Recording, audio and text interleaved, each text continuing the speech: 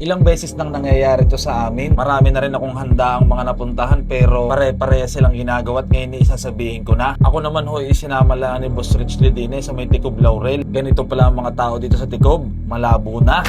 Tapos na nga ho ang aking mga gawain at si Pare Rich Lee naman ho may inayos ng maaga kaya nga hindi agad kami nakapunta dito sa may Ticob. Medyo nagka-problema kaya nga ho ginabi na nga ho kami dumating dito. At pagdating nga ho namin, edi normal na galawan. Pinapakain nga ho kami gayon, gayan. Medyo malayo nga aming biniyahe kaya naman saktong-sakto at kami nga ho pinadiretso na agad din sa buffet. Kami nga ho tuwang-tuwa din at yung ganamang ang dami pa nga hong handa, partida, mga alas 8 na ho ata rin ng gabi. May menudo, may kaldereta, may dinugan at kung ano pa. Eh di ito na nga ho, ganito na nga ho nangyari. Sinabi nga ho sa amin na pumasok na kayo sa loob at doon na nga lang ho kayo kumain. Sinalubong na nga ho kami ng may pahanda si Ate Maricel de Villa. Hello po, maraming salamat po. Dito na mag-uumpisa kung bakit dapat tayong bumalik sa may Ticob Laurel.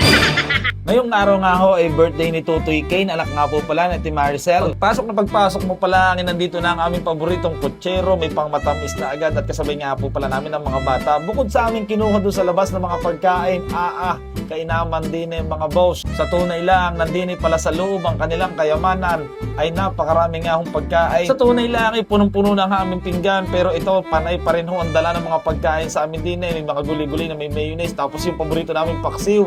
Ay sadya namang favorite ko ho yan. Maraming salamat ho sa inyo. Masasabi kong isa na ito sa mga handaan na talaga namang super enjoy ko mga pagkain at yung namang nasa harapan mo na itong lahat ng ito pag hindi ka naman naparami ng kain. At bukod pa nga ho diyan may soupy drink pa tapos may kasaba cake na talaga namang napakalinam naman talaga namang napakasarap mga bossing. Kami nga ho tinatawag na agad para nga daw ho bumaret ikaw saglit lang ho sa tunay laang walang halong yabang.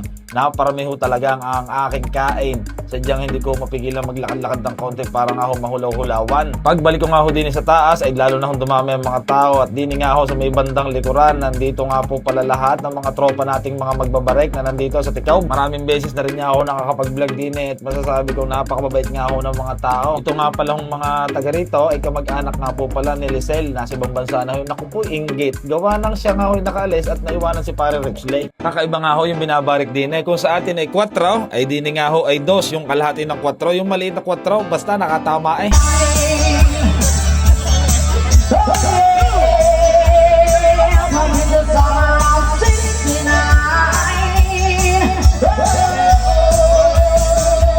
Nung nag 10 PM na nga ho, kami nga ho nagpaalam ng mga magtotropa at medyo malayo pa nga hong uuwian namin. Nagpapasalamat nga po pala ako sa lahat ng ating mga tropang magbabarik din sa likod sa pag-intindi sa amin. Binabati ko rin nga ho si Tutoy Kane ng happy birthday. Maraming salamat po kay Ate Maricel. Nagpapasalamat din nga ho ako kay Boss Ruel na nag-intindi rin sa amin. Maraming salamat sa panonood. More power in it. God bless.